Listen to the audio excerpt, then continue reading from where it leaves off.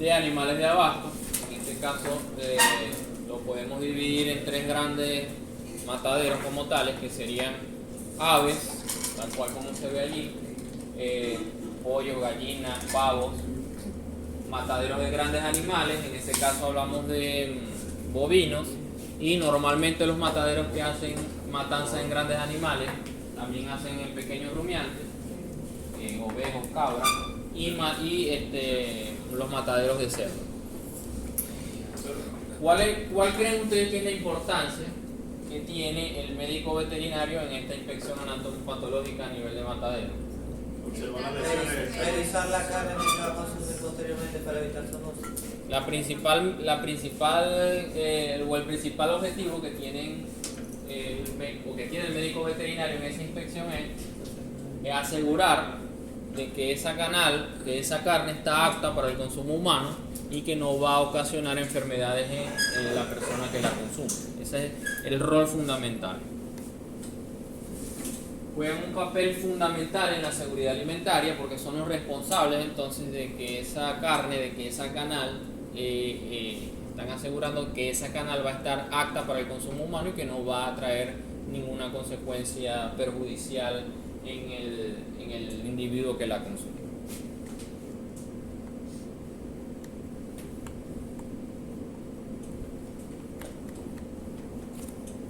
Antes de llevar a cabo la matanza siempre se hace una inspección ante mortem, como su nombre lo indica, es una revisión o una evaluación que se hace en los animales antes de entrar en la matanza, es decir, se hace todavía con el animal vivo. No podrá faenarse ningún animal sin la autorización de la inspección veterinaria. Es el médico veterinario, una vez que vea al animal vivo, cómo se desarrolla, cómo se desenvuelve, el que va a determinar si ese animal va o no a la matanza. Es obligatorio hacer este examen ante mortem en todos los animales destinados. Antes de llevar a cabo la matanza, el veterinario observa ese lote de animales que llegó y autoriza o no el sacrificio de ellos. ¿Por qué creen que es obligatorio ese examen ante mortem? Si igual me van a matar, digamos así, igual van a pasar a sacrificar. Para ver que el animal no tenga ninguna patología afuera del cuerpo, para no contaminar el cuerpo.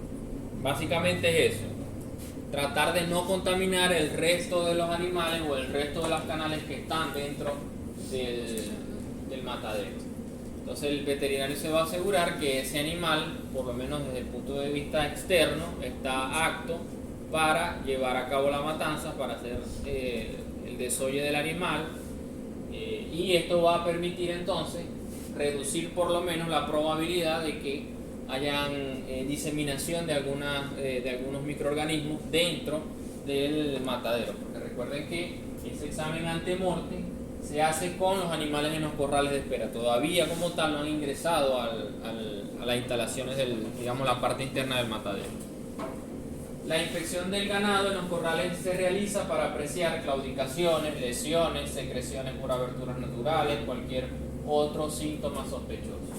Entonces, ¿qué es lo que hace el médico veterinario en esa inspección ante mortem?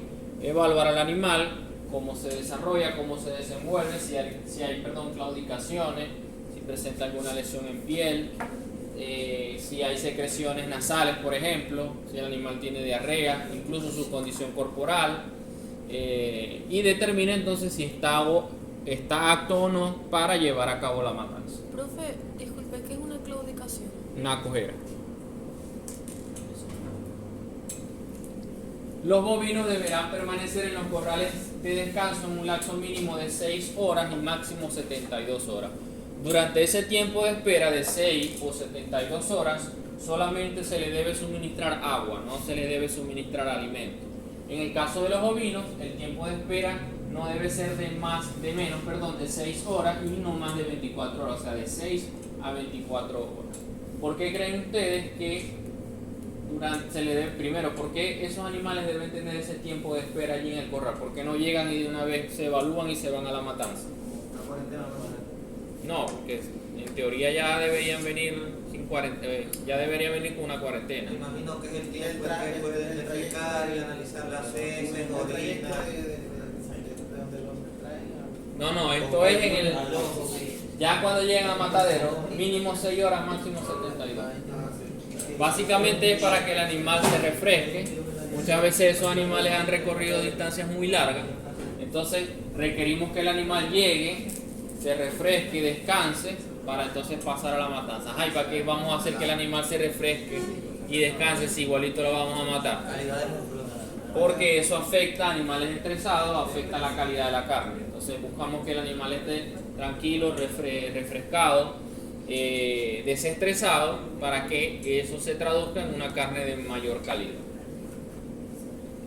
Como les dije, solamente deben tener agua para beber, no se les debe dar ningún tipo de alimento. ¿Por qué no le debemos dar alimento? Para que tengan un tracto básicamente algo así. En primer lugar, y segundo, ¿para qué le voy a dar alimento a un animal que voy a sacrificar dentro de un día? Pérdida económica. Y eso también me va a ayudar a que al momento de hacer la evisceración tengamos unas vísceras de menor tamaño porque van a estar sin alimento. Así se hace la inspección ante mortem, se meten los animales en unos corrales de espera por lote y hay un pasillo mucho más alto donde el médico veterinario va a tener la capacidad de observar todo el lote desde arriba. Y él va a hacer entonces la evaluación de todo ese lote para determinar si está apto o no para que pasen al proceso de matanza.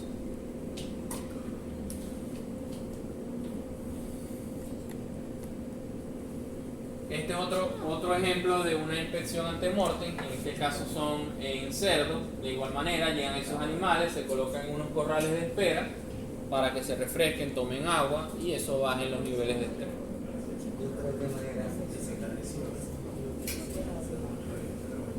Bases anatomopatológicas. ¿Por qué son importantes estas bases anatomopatológicas? Si no hay conocimiento de lo que es normal y de lo que es anormal, ¿cómo va a determinar el médico veterinario si el animal está o no apto para el consumo? Por eso deben tener, o el médico veterinario debe estar apto y tener conocimiento de cuáles son las enfermedades o cómo se ven las lesiones para él poder determinar si esas enfermedades o esas lesiones, mejor dicho, afectan o no, o son capaces de afectar o no al consumidor final. Esto en el matadero de cerdos, ya una vez que el animal ha sido desollado, o sea que se le retiró la piel y ha sido eviscerado, las canales pasan entonces a este pasillo o a este riel y luego entonces pasan al centro de refrigeración. Vamos a ver ahora cuáles son las principales lesiones que se pueden observar en cada uno de los sistemas para determinar si esa lesión puede o no afectar al consumidor final. Y también, dependiendo del tipo de lesión, se va a determinar si la canal está apta o no para el consumo o si se hace un decomiso parcial. Por ejemplo, vemos un corazón así, podemos hacer un decomiso parcial. Si el resto de la canal está sin lesión, está sana, solamente decomisamos corazón y el resto de la canal pasa a consumo. En este caso hablaríamos de un decomiso parcial. Pero por el contrario, si fue una septicemia y vemos hígado así, lesionado, o vemos pus en músculo, y vemos que toda la infección está completamente diseminada o que el animal entró en sepsis, ahí entonces hablamos de un decomiso total de la canal. ¿De qué va a depender eso? De si es un decomiso parcial o total de la canal. Eso va a depender de, primero, la lesión que esté presente y segundo, qué tan diseminada está la lesión en ese individuo. Disculpen un momento.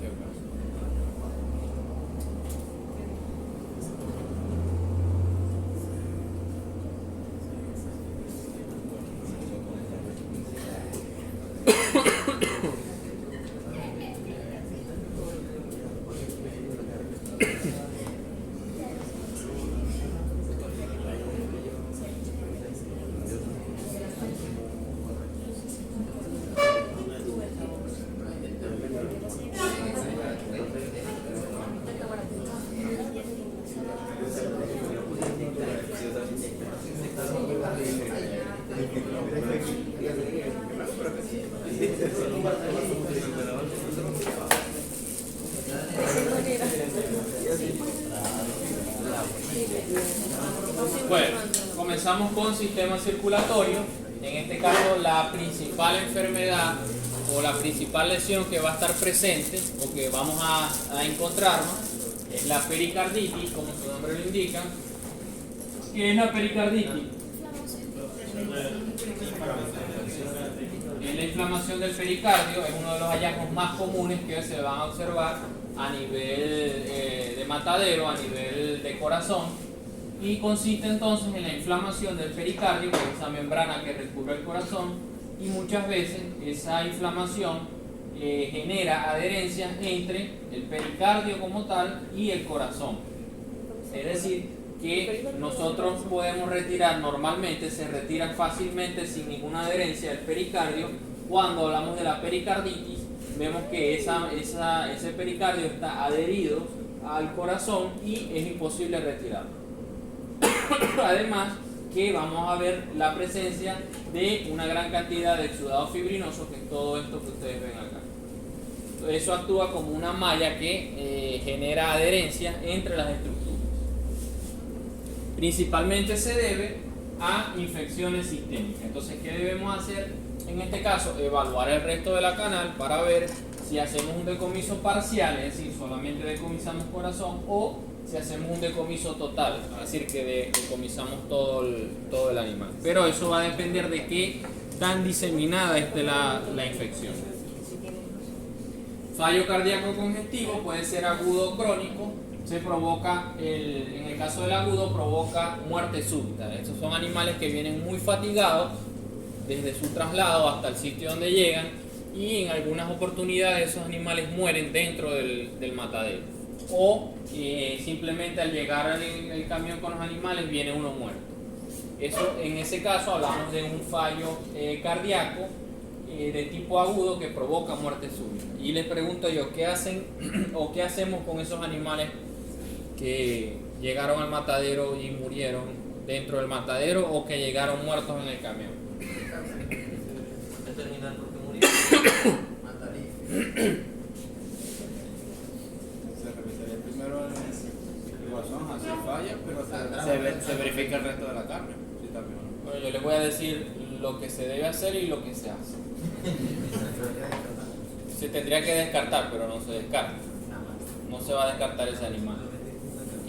Lo que hacen es que esos animales de alguna u otra manera pasan a la matanza o al dentro del matadero, y porque en realidad tiene poco tiempo de muerte. Murió dentro del matadero o murió en el traslado, así que no debería haber consecuencias en cuanto a la aprobación de que esa canal esté apta para el consumo. Pero por ley no se debería sacrificar, ya está muerto. No se debería, no debería pasar a la línea de matanza, es decir, no debería ser destinado al consumo humano, sino al consumo animal en tal caso.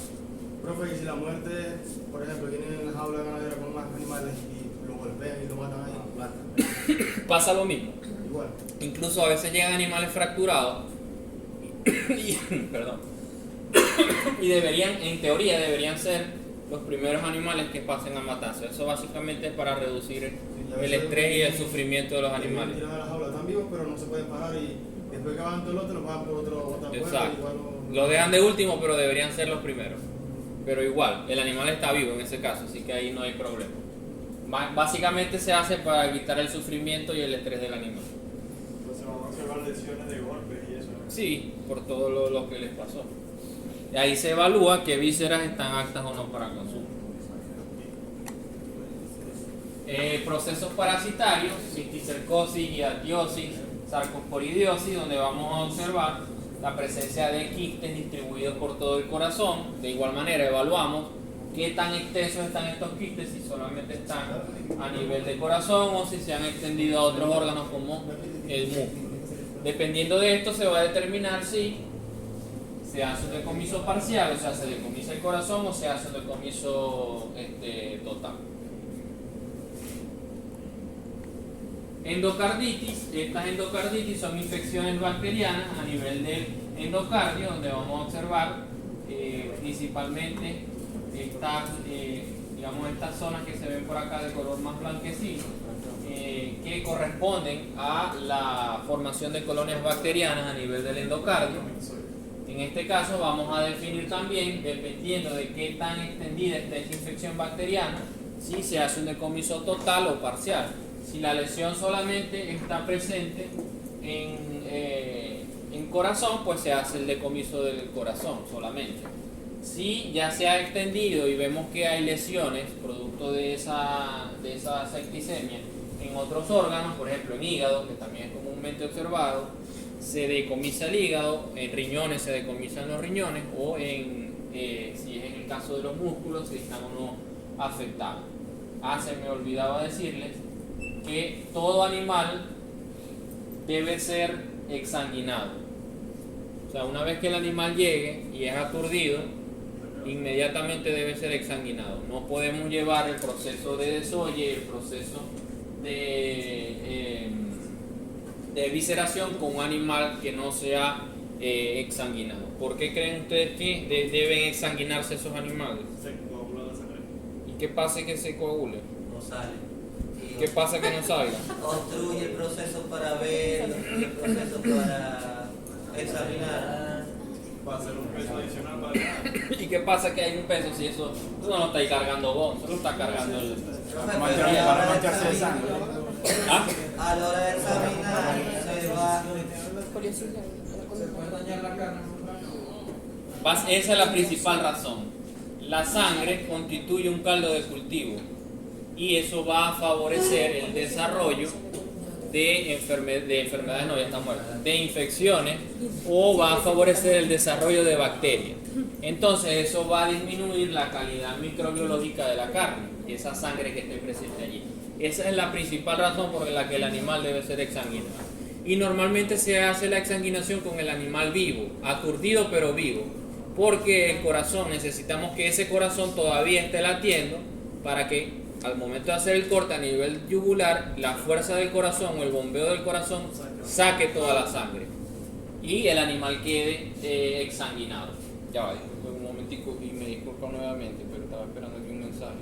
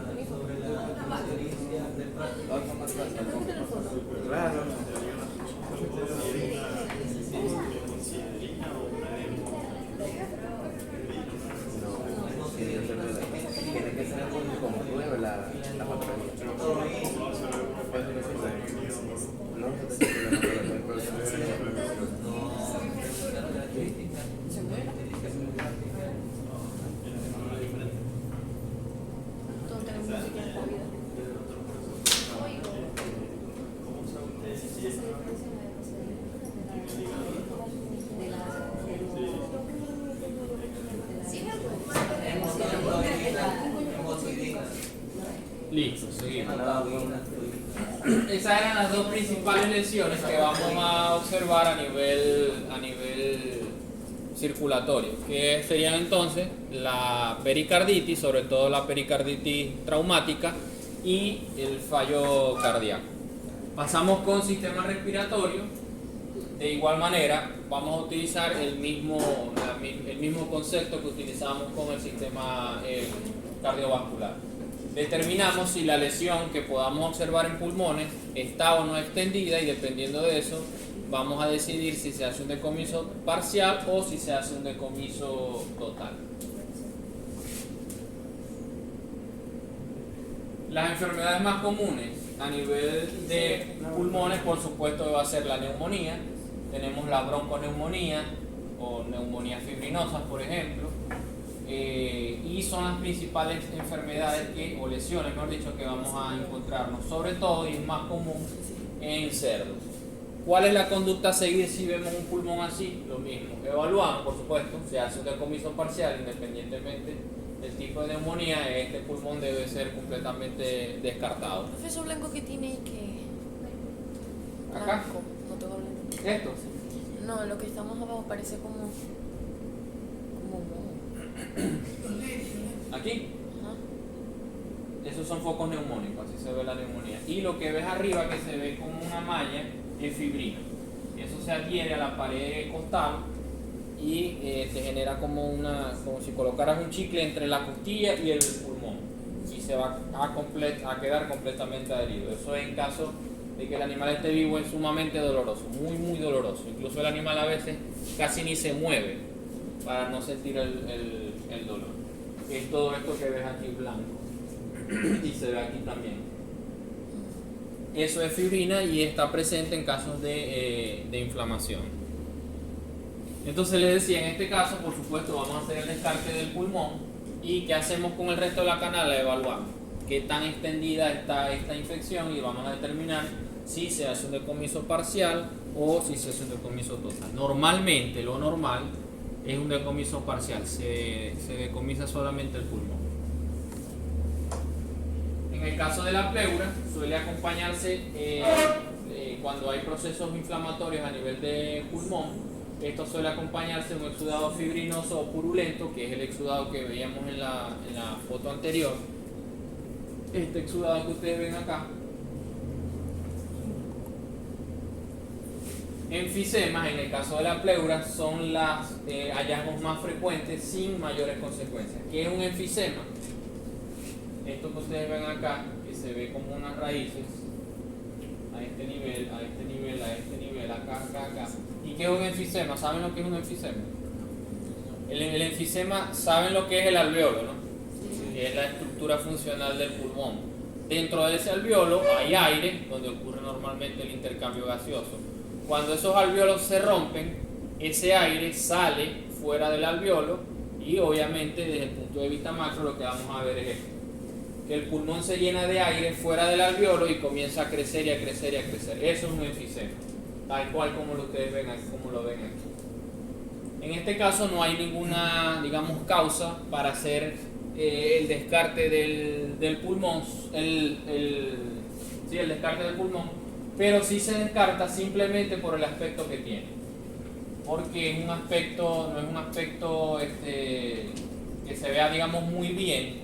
Y recuerden que en el caso de los alimentos, si ese alimento no tiene buen aspecto, pues simplemente no se lo comen. En ese caso entonces principalmente se hace el descarte del pulmón por su aspecto, no porque esté infectado, porque esté o pueda causar daño. Pero por ejemplo, si este pulmón es consumido, no va a tener ninguna consecuencia.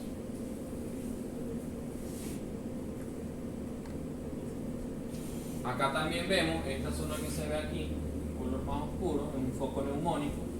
Acá también se ve una malla de fibrina, que es como una red que está encima del pulmón y que forma adherencia. En el caso de que todo el pulmón esté afectado por esa malla de fibrina, o que esté cubierto, mejor dicho, por esa malla de fibrina y esté adherido a la costilla, muchas veces se ha hecho el descarte de la costilla por la gran cantidad de fibrina que está adherida a esa parte del cuerpo.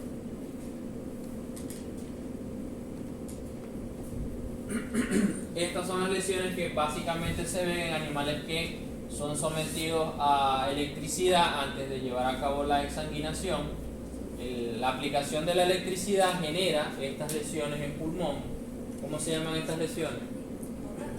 Petequias y equimosis. Petequias y equimosis. Pero no son consecuencias de alguna enfermedad que haya sufrido el animal, sino de esa electricidad que se le pasó por el cuerpo del animal para aturdirlo antes de llevar a cabo la matanza.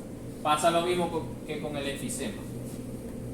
Este pulmón puede ser consumido, pero desde el punto de vista de su aspecto no es nada llamativo. Entonces se hace el descarte por la misma razón. Sistema hematopoyético y linforeticular. Se evalúan ganglios linfáticos, dirán, pero los ganglios linfáticos no se comen, pero hay que evaluarlos porque eso es un indicativo de si el animal sufrió o no de algún proceso infeccioso, o incluso lo estaba sufriendo al momento de la matanza. En caso de agrandamiento, el canal puede ser aprovechado una vez eliminado el área de drenaje. Si hay una infección local, se hace el descarte.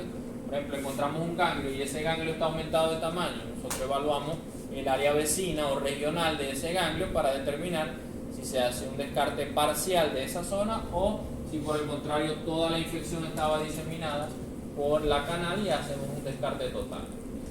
En caso de adenitis generalizada, la canal será totalmente localizada, es decir, que evaluamos todos los órganos linfáticos y todos están aumentados de tamaño. Lo ideal sería decomisar la canal, porque eso nos indica que hay un proceso infeccioso sistémico.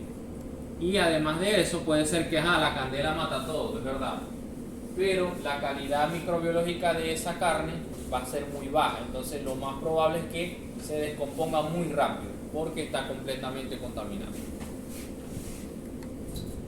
Acá tenemos unos ganglios con adenitis, ganglios aumentados de tamaño, inflamados, que son indicativos de algún proceso infeccioso en esa área vecina. Si todos los ganglios están así, ya no sería en esa área regional como tal, sino en todo la canal. Allí vamos a decidir si se hace un decomiso parcial o un decomiso total. En cuanto al sistema digestivo, principalmente evaluamos la lengua, que digamos es la que más se aprovecha junto con el rumen. En este caso se hace una evaluación de la lengua. Si vemos estas lesiones así, estas lesiones ulcerativas, erosionadas a nivel de la lengua, inmediatamente ya lo vamos a asociar con enfermedades víricas, como cuáles. Enfermedades víricas, provocan en el bovino estas aftas a nivel de la boca, a nivel de la lengua, estomatitis, fiebre aftosa. Que por ahí leí alguna vez que esas enfermedades eran una traba que había puesto Europa para evitar la importación de carne de América hacia afuera. ¿Por qué? Porque en este caso, si ustedes se consumen o yo me consumo una lengua que haya tenido fiebre aftosa o estomatitis, no nos va a pasar nada, no es una enfermedad como tal zoonótica. Entonces, alguna vez leí eso, que era una traba que habían puesto las regulaciones europeas para bloquear. Sí, los europeos tienen envidia. Sí, para bloquear la exportación de carne hacia Europa y que el consumo de carne o de las canales sean principalmente provenientes de la Unión Europea o de Estados Unidos. Porque un animal con aftosa o un animal con estomatitis, si se lo consumen no va a pasar absolutamente nada. Profesor, si hay tuberculosis, ¿se hace un decomiso total? Dependiendo qué tan extendida esté la lesión o la enfermedad. Ahorita vamos a... Bueno, no estaba esa foto. Bueno, no estaba esa foto. Pero bueno, es válida, es buena tu pregunta. Pero vas a tener el mismo criterio. Tú evalúas el pulmón. El pulmón, por supuesto, va a estar afectado con granuloma. Vas a ver ese exudado gaseoso allí. Tú haces un decomiso del pulmón. Evalúas lo más cercano al pulmón, que serían las costillas. Si esas costillas las ves limpias y no están afectadas, no hay formación de granuloma, no hay problema. Evalúas ganglios linfáticos regionales. Si esos ganglios linfáticos no están afectados, no hay problema. Por supuesto, evalúas músculos. Si no hay formación de granulomas en músculos o en hígado, por ejemplo, no hay problema. Intestino, animales con diarreas profusas, fiebre, pérdida de peso, emaciación, deshidratación, pueden ser decomisados por enteritis o gastroenteritis en el examen pre-sacrificio. O sea, animales que, por ejemplo, al momento de hacer la inspección ante muerte, vemos con diarrea profusa, en teoría deberían ser decomisados, pero en la práctica no va a ser así. El animal pasa cuando mucho se hace decomiso de las vísceras intestinales. Y les hablo así porque yo no les voy a hablar aquí la teoría y lo que dice el librito, y cuando vamos a Matadero ustedes van a ver todo lo contrario a lo que yo les estoy diciendo aquí. Entonces les estoy hablando de la teoría y de la realidad. Igual con la matanza. La matanza debería ser indolora, pero cuando vayan a Matadero se van a dar cuenta que no es indolora. Es bastante dolorosa y traumática. El hígado, otra de las vísceras también que se aprovecha, que tiene gran aprovechamiento. De las principales enfermedades que nos podemos encontrar en hígado es la lipidosis hepática, como se ve acá en este caso, hígado graso, que tiene un color más bien pardo, con una consistencia friable que se desborona en las manos. Si esto llegase a ocurrir, tenemos que hacer un decomiso total de ese hígado porque no está apto para el consumo humano. Si solamente vemos focos o zonas con ese hígado graso, se hace un decomiso parcial de ese hígado. Profesor, ¿y por qué no se puede comer el hígado graso? Sí se puede, pero vos te comerías un hígado de ese color. Dios, no. El color normal tampoco. Mira que tampoco. No, ni de color normal tampoco, No saben, exacto. no saben lo que se pierde. Cebolla más huevo. Básicamente, aquí hay, aquí hay dos grandes causas por las cuales las vísceras se decomisan. Primero, porque no están aptas microbiológicamente para el consumo, y segundo, el aspecto.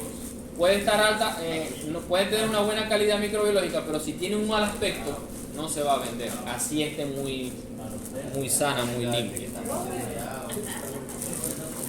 Este es otro ejemplo, la telangiectasia. Son todas estas zonas que se ven aquí deprimidas, que ustedes ven acá. Y ahí lo que hay simplemente es un colapso de esa zona. O sea, es como si el lobulillo hepático que está aquí colapsara y cerrara. Al colapsar va a dejar esta zona deprimida. Allí no hay nada de malo. O sea, el hígado puede ser consumido sin ningún problema, pero desde el punto de vista visual tiene un mal aspecto. O sea, va a generar rechazo y no va a ser consumido, a pesar de que si se consume no va a tener consecuencias en la persona que lo consume. Pero desde el punto de vista visual tiene un mal aspecto.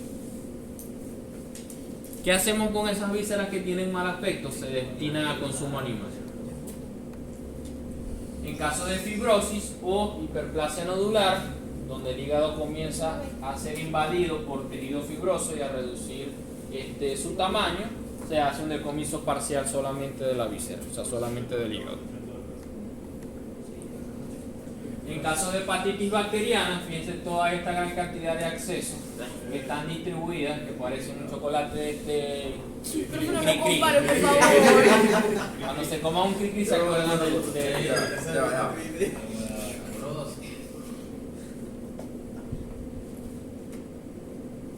todas estas zonas que ustedes ven aquí, de como color crema, son accesos. Obviamente ese hígado no puede ser llevado a consumo.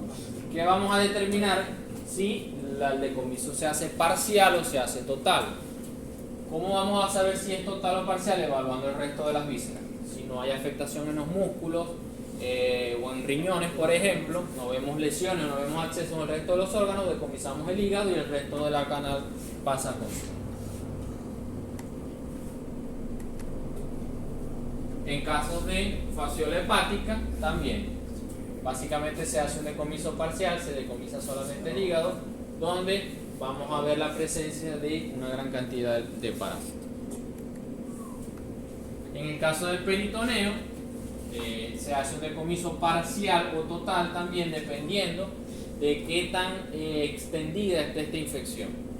En este caso hablamos de una peritonitis, o esta imagen que se ve aquí es una peritonitis y corresponde o es comúnmente observada cuando hay una colonización o infección de todas las vísceras abdominales. En este caso se evalúa víscera por víscera, así evaluamos hígado, evaluamos riñones, evaluamos intestino de manera separada y vemos si está o no afectada. ¿Qué tan extendida está esa peritonitis para determinar si hacemos un decomiso parcial o total de las vísceras abdominales? Y por supuesto hacemos una evaluación también del resto de los órganos para ver si se hace un decomiso total de la canal o simplemente hacemos un decomiso de vísceras abdominales. En cuanto al sistema urinario, en caso de igual manera, el mismo criterio. Si la lesión está solamente delimitada en riñón, se hace el decomiso solamente de los riñones. Si está extendida por el resto de la canal, o por ejemplo la canal, el animal estaba afectado y la canal, por ejemplo, tiene un olor muy característico, muy fuerte a orina, se hace un decomiso total de la canal.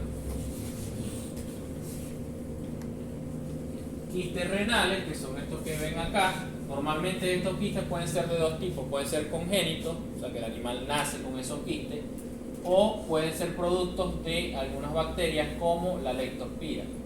Se hace o se toma el mismo criterio.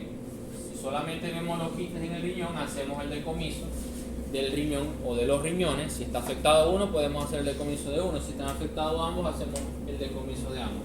y evaluamos el resto de la canal para ver la integridad del mismo, sobre todo en el caso de la leptospirosis. Si no se ha hecho sistémica, pues no hay problema, la canal puede salir a consumo. Profe, esos quistes están llenos de líquidos. De orina, sí.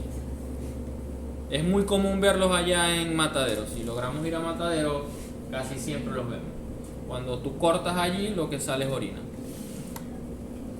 La mama, no la mama y órganos genitales, en este caso, digamos, son de poco aprovechamiento, a excepción de la mama, que muchas veces también se consume, pero igual hay que evaluarla.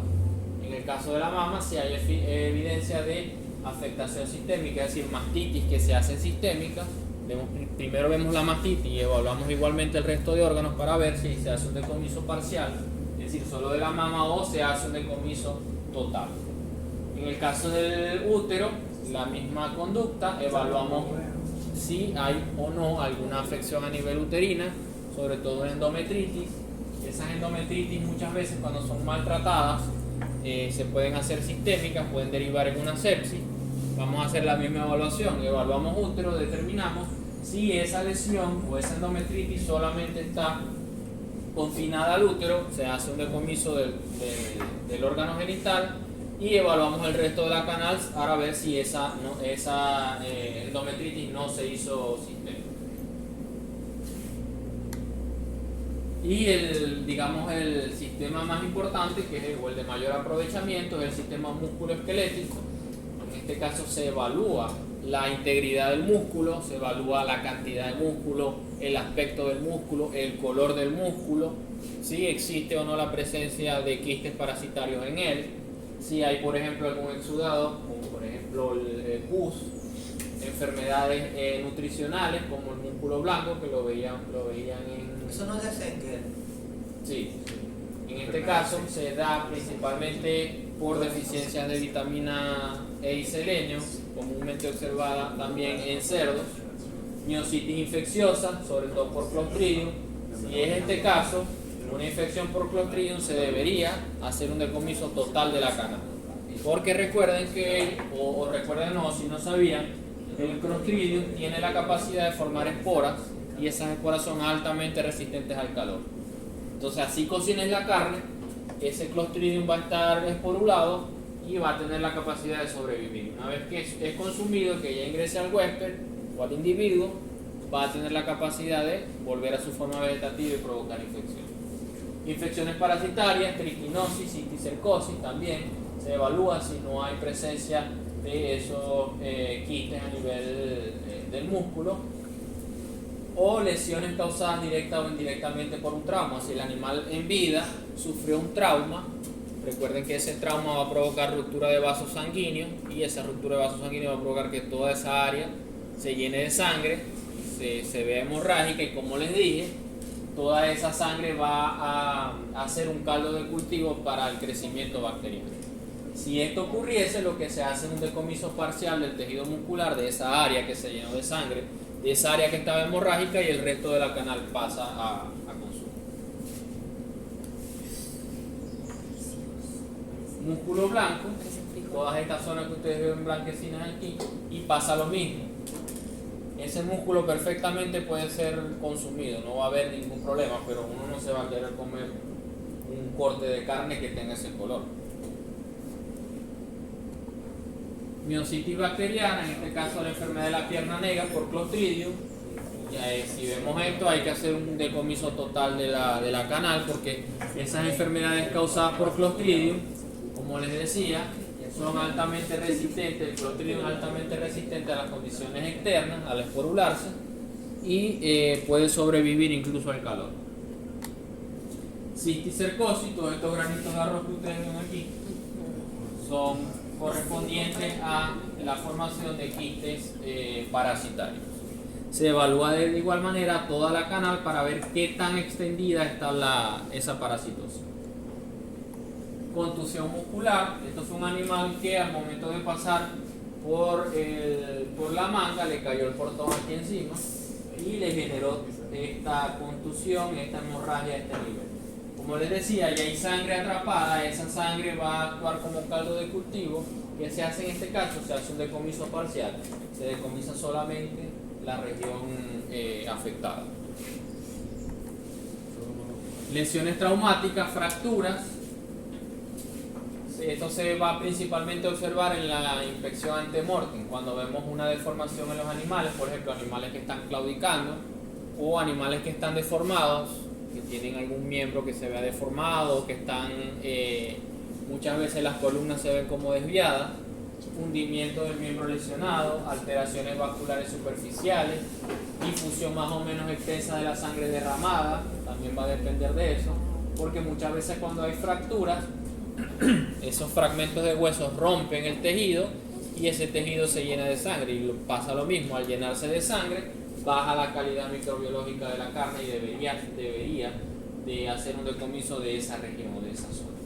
Cuando la fractura es reciente, la sangre está coagulada. Cuando la fractura es antigua, se forma un callo óseo. Si la fractura fuese antigua y se formó un callo óseo, ahí no hay problema, porque ya eso soldó, ya no hay sangre allí, toda esa sangre en exceso que había fue reabsorbida. Pero cuando la fractura es reciente, es decir, por ejemplo, en el traslado del animal, vamos a ver sangre coagulada, allí se debería hacer un decomiso de esa región o de esa zona que está afectada. En el caso de las fracturas abiertas, es una puerta de entrada de bacterias y un riesgo de gangrena. Si hay una fractura abierta, hay comunicación de la parte o del ambiente externo hacia el interior del animal. Actúa como una puerta de entrada y en ese caso debemos evaluar qué tan afectada está la región vecina a la fractura para determinar si se hace el decomiso parcial o total. Por ejemplo, acá una fractura del animal y fíjense el color que tiene la carne alrededor, color rojo más intenso si lo comparamos con la carne. Todo esto que ustedes ven aquí tiene que sangre coagulada, y en este caso se hace o se debería hacer un decomiso parcial de esa región. Aquí otro ejemplo, una fractura a nivel de columna. Fíjense que tampoco está tan afectado el tejido vecino. De igual manera, incluso esa carne, ese corte o esta parte puede pasar sin problema, porque solamente ocurrió aquí la lesión. El resto de la canal no se ve incluso afectado. Ahora el matadero sí es que va. Quiero una pregunta. Dime. Cuando